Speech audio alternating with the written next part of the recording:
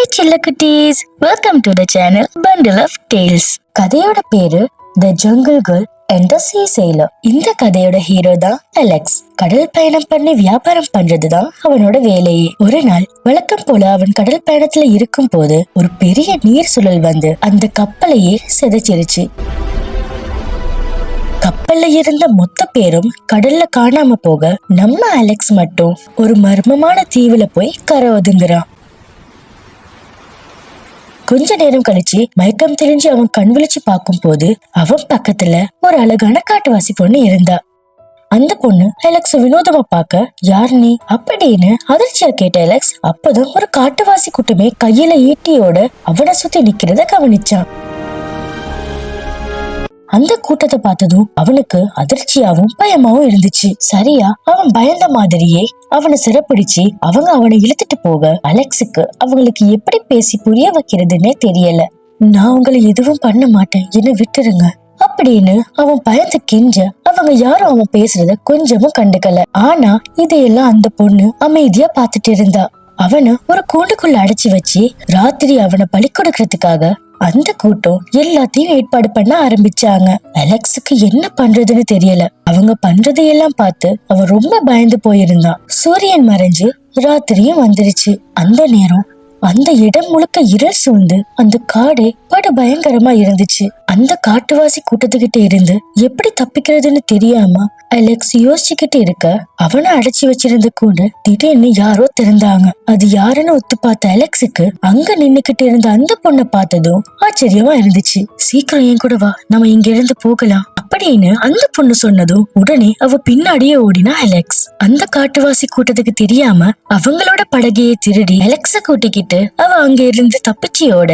அதுக்கப்புறம் தான் கூண்டுல இருந்தவனை பார்க்க வந்த அந்த கூட்டத்துக்கு உண்மையே தெரிஞ்சது. ரெண்டு பேரும் தப்பிச்சு ஓடின கோபத்துல அந்த கூட்டம் கொலை வெறியில இருக்க, இந்த பக்கம் நடுக்கடல்ல தன்னோட பக்கத்துல இருந்த அந்த பொண்ணையே ஆச்சரியமா பாத்துட்டு இருந்தான் அலெக்ஸ். யார் நீயே என்ன காப்பாத்தின அப்படின்னு அவன் கேட்க, என்னோட பேரு சாரா, நான் நினைவு தெரிஞ்ச நாள்ல இருந்து இவங்க கூட தான் இருக்கேன். ஆனா எனக்கு இவங்க பண்றது சுத்தமா பிடிக்காது. உன்னை காப்பாத்தி அனுப்பி வச்சுட்டு நான் மட்டும் அங்க இருந்தேன்னா கண்டிப்பா என்ன கொன்னுடுவாங்க. அதான் நானும் உன் கூடவே வந்துட்டேன். அது மட்டும் இல்லாம எனக்கும் வெளி உலகத்தை பார்க்கணும்னு ரொம்ப ஆசை அப்படின்னு ஆசையோட சொன்னா சாரா. அவ பேசினதை கேட்டதும் அலெக்ஸுக்கு அவளை ரொம்ப பிடிச்சு போயிருச்சு.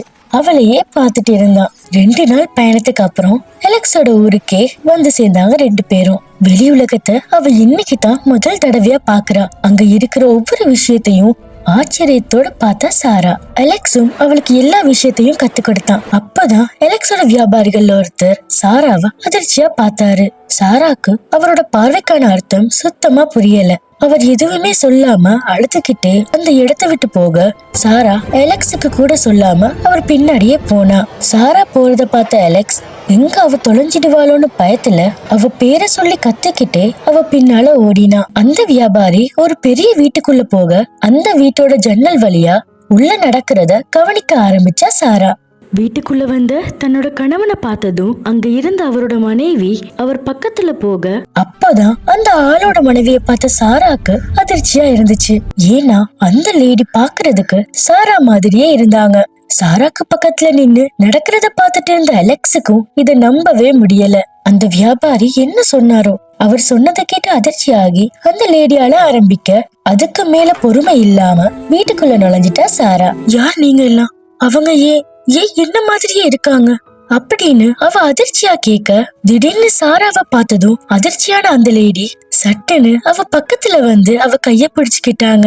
எங்களை மன்னிச்சிருமா, உன்னோட அம்மான்னு சொல்லிக்க நான் தகுதியே இல்ல.